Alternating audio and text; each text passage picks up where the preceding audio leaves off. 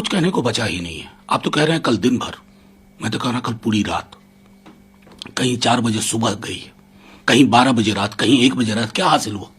क्या कर रहे हैं आप बंद केस को खुलवा करके? सिर्फ इसलिए कि टीस है, एक दर्द है कि बिहार की सरकार चली गई, किसी को सेवा विस्तार चाहिए एक एजेंसी में, दूसरी एजेंसी वाले को पोस्ट रिटायरमेंट पोजीशन चाहिए, क्योंकि एक रवायत आपने गढ़ दी है। यह तरीका होता है? हमारे डिप्टी सीएम ने कहा था कि भी सत्र चल रहा है, मैं डिप्टी सीएम हूं, मेरी भूमिका है कुछ, और आप, चूंकि आपको एक स्क्रिप्ट दी गई है और उस स्क्रिप्ट को आपको प्ले आउट करना है, माफ कीजिएगा, बंद केस खुलवा करके जिसमें कोई दम ना हो, उसको अगर आप जिंदा करने की कोशिश कर रहे हैं ना, तो संस्थाओं की क्रेडिबिलिटी तो खत्म हो ही रही है, ये दिल्ली सल्तनत की भी क्रेडिबिलिटी खत्म हो रही है। ये इसी तरीके से जाएंगे। अभी भी हाथ जोड़ के विनती है, एक प्रेग्नेंट वुमेन क्रिटिकल स्टेज पे, आप 2 बजे रात तक वहां बैठे रहे, बाद में बीपी शूट अप किया। छोटे छोटे बच्चे हैं जिन बहनों के, उनके घर आप 2 बजे रात तक, 3 बजे रात तक, 4 बजे तक बैठे रहे। एक व्यक्ति सिंगापुर से इलाज करा के आ रहा। अरे मानवीयता कोई चीज होती है? कितना परेशान करोगे, कितना सताओगे? ये आपकी राजनीति का अभिन्न हिस्सा बन गया। कोई नहीं बचा है विपक्ष में। तो अब यकीन मानिए, आपने जो परिस्थितियां पैदा कर दी हैं, आज कालचक्र घूमेगा, उन्हीं परिस्थितियों की जद में आप भी आएंगे। इसलिए अभी भी वक्त, तौर तरीका बदलिए, कार्यशैली बदलिए। सर, लेकिन जैसे आज समन किया गया, तो क्या तेजस्वी जी आज पेश होंगे सीबीआई के सामने? आप सोचोगे, कल सुबह 4 बजे तक तो आपने रखा। वो व्यक्ति क्या है? एक डिप्टी सीएम, एक लीडर होने के अलावा एक बेटा है, एक पति है। कल 4 बजे तक आप वहां बैठे रहे, वो निर्णय लेंगे। अभी 13 से फिर हाउस शुरू है, संभवतः उनको पटना जाना पड़े। तो सेंट्रल ब्यूरो ऑफ इन्वेस्टिगेशन या ईडी ने अगर ये सोच रखा है कि इसी तरीके से चलना, वो निर्णय लेंगे अपनी सुविधा से। जाहिर है कानून का पालन करेंगे, लेकिन ये कौन सा कानून है साहब, जहां जो व्यक्ति बीजेपी का पटका पहन ले, सारे दाग धुल जाते हैं, सारी परेशानियां खत्म हो जाती। लोग कहते हैं कि हम चैन से सोते हैं। क्यों भाई? हम बीजेपी के सदस्य हो गए, ये अच्छा लग रहा है। पूरी दुनिया में क्या सोचते होंगे लोग? हमारा आधार समूह जो बिहार में है ना, मैं कहना नहीं चाहता था, इतना आहत है, रोक रखा है लालू जी ने, तेजस्वी ने, कि नहीं, कानून का पालन करेंगे, सब्र रखो, सब ठीक हो जाएगा। अगर उन्होंने अपने सब्र का प्याला तोड़ दिया, हमारे आधार समूह ने, क्या होगा? आप अराजकता इनवाइट कर रहे हैं, बाज आइए। लेकिन सर, बार बार अगर डेट स्किप की जाएगी तो गिरफ्तारी वाली जो है वारंट इशू हो, नहीं, गिरफ्तारी डेट स्किप नहीं हो रही है, कंसेंट से होता है। ये हवा की बातें हैं कि डेट स्किप होता। आज तक बताइए, जब बुलाया तब गए। अब अगर आज मुझको सदन में या सदन से संबंधित किसी परिचर्चा में मेरा महत्वपूर्ण योगदान है, तो क्या है?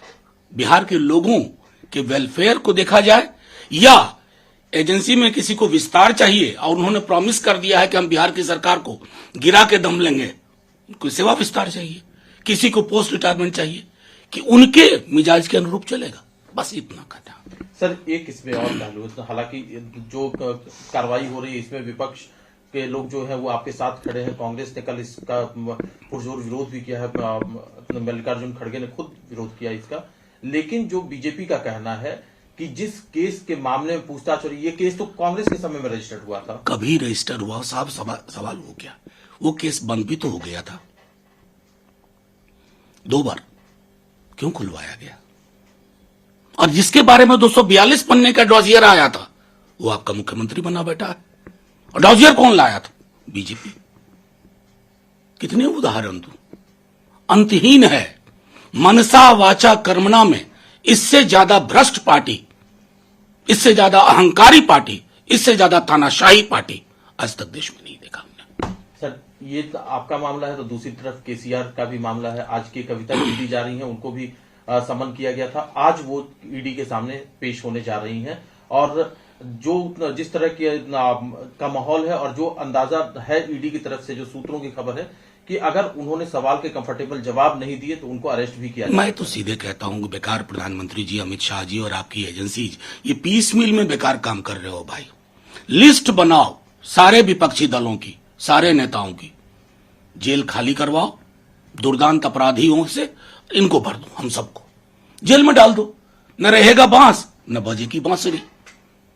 सबसे आसान तरीका है। काहे पीस मिल में आज कविता, तेजस्वी यादव, लालू जी, मनीष सिसोदिया, पूरे देश की लिस्ट बनाओ, सबको जेल। यही राजनीति है आपकी, यही आप चाहते हो। पॉलिटिकल जुबान तो है नहीं आपके पास, ना पॉलिटिकल तौर तरीके। एक तरीका जो कल निकला है गुजरात असेंबली से, एक रेजोल्यूशन पास हुआ है जिसमें कि बीबीसी की डॉक्यूमेंट्री को लेकर के सरकार से मांग की गई है कि ये डॉक्यूमेंट्री जो है ये आप बहुत ही मोदी जी की जो है वो उनकी छवि खराब करने के लिए डॉक्यूमेंट्री, और ना सिर्फ मोदी जी की 135 करोड़ देशवासियों की छवि खराब करने। देखिए, अव्वल उस डॉक्यूमेंट्री के पक्ष में जो मेरा पक्ष था वो मैं पहले बोल चुका हूं। एक डॉक्यूमेंट्री से लोकतंत्र का मिजाज नहीं तूंद होता है। हमने इस देश में कई डॉक्यूमेंट्री देखी, 84 पर भी क्या देश टूट गया। दूसरी बात, देश और देश के प्रधानमंत्री एक नहीं होते।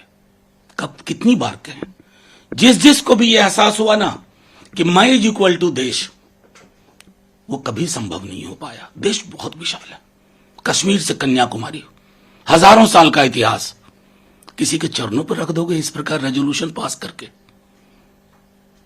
सर एक आखिरी सवाल है सर, भारतीय जनता पार्टी के एमपी निशिकांत दुबे, उनकी विपक्ष के साथ कैसे किस तरह के रिलेशन है, किस तरह से उनकी विचारधारा है, और जो रिलेशन है सबसे जग जाहिर है। उन्होंने राहुल गांधी की सदस्यता खत्म करने की मांग की है। उनका कहना है कि राहुल गांधी लगातार सदन में झूठ बोलते हैं, झूठे आरोप लगाते हैं, उनकी सदस्यता समाप्त की जानी चाहिए, क्योंकि वो उन्होंने बाहर भी जाकर के झूठ बोला। देखिए, मेरी तो समझ में नहीं आता है कि एक दफा कहते हैं इनके बड़े बड़े नेता कि राहुल हमारे लिए इररेलेवेंट है, अप्रासंगिक है, और हम तो इनको ऑब्सेशन देखते हैं राहुल गांधी जी से।